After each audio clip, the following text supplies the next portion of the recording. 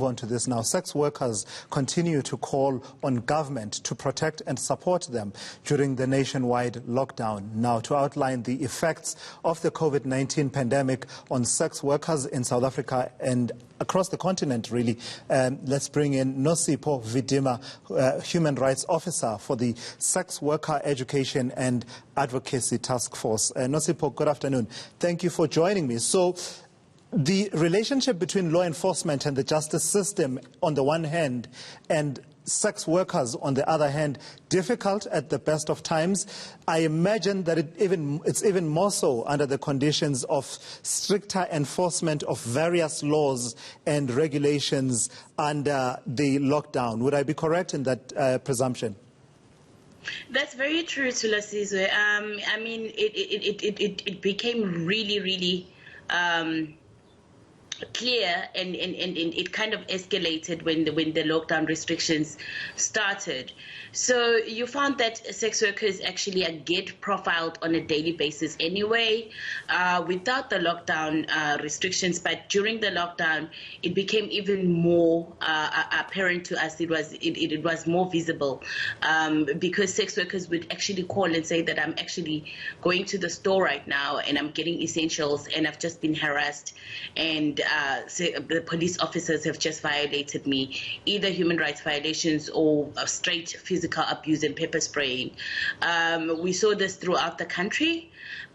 Here in Cape Town, it even went to a point where one of the sex workers, Robin Mutsami, was arrested over a weekend on the Monday of the next week. She was found. She is said to have been found in her cell, having had hanged herself, which is very questionable if you've actually seen South African police cells, and it's just really a questionable kind of incident on how that could have happened. Yeah. But across the country, sex workers have been complaining. It is very heightened right now, the violence that they're actually facing. So, Nosipho, where does this take us then in as far as the conversation about decriminalization of sex work is concerned? Because, you know, the example you give of someone going to buy groceries and basics and being arrested, you know, despite the fact that you have no way as a police officer to know that a person is a sex worker unless, you know, you see them in the act of, you know, engaging in sex work. You have no way of knowing that a person going to the shop is a sex worker and therefore wanting to sort of ask them questions and arrest them. But you juxtapose that against the fact that movement in general was limited and has been restricted to a certain level during the lockdown. Where does that leave us then on the conversation of whether or not we should move in the direction of decriminalization? I mean, this is clearly showing us that government should really be looking at evidence at this point.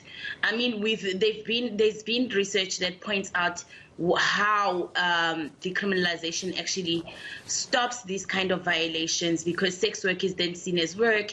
It is less stigmatized. People are less discriminated upon by government, state officials or state departments, including the police services, right, and law enforcement, and we're hoping that through what is going on in the heightening of these violences and human rights violations, they can actually realize that by making sex work criminalized in South Africa, what it only does is perpetuates more violence, and more violence at the hands of those who act on behalf of the state, the police officers, law enforcement, and that only decriminalization would actually enable people to live freely of the stigma, discrimination, and these violences, because police tend to use their power that is given through these laws. Even just the restrictions themselves gave them a little bit more power, but they took that power and misused it as a guide to their violence towards sex work. Lastly, talk to me about the plight of sex workers that you interact with and you work with in the context of an epidemic whose spread is dependent on human contact, against the fact that, their economic activity does require that kind of interaction with clients and so forth. Include in that conversation the impact, economic impact of the lockdown on sex workers. So when the lockdown happened, sex workers in South Africa were really not ready for what it meant. More especially because the criminalized environment does not really necessarily allow sex workers to have things like your investment, to be able to pay into the UIF, to be able to pay into a small business structure that South Africa has, or traders structure, where they could later on access those funds in case of emergencies. So we saw sex workers going home without actually any kind of income, and it meant that they were not going to get any more income because they work on a contact basis, right? So we started getting a lot of calls on our helpline where they were requesting for food parcels, they were requesting for assistance. So we started a Back a Buddy page, and people really came out in full support, and we've been able to assist. But we at this point we're wondering how long would we be able to assist, because we're talking about a lot of people that depend on income through sex work, right? Yeah. And even now it's getting, as we're going deeper and deeper into the lockdown, it's becoming very clear that basically people are suffering from starvation, and that is the bigger pandemic than the coronavirus pandemic at this point for sex workers.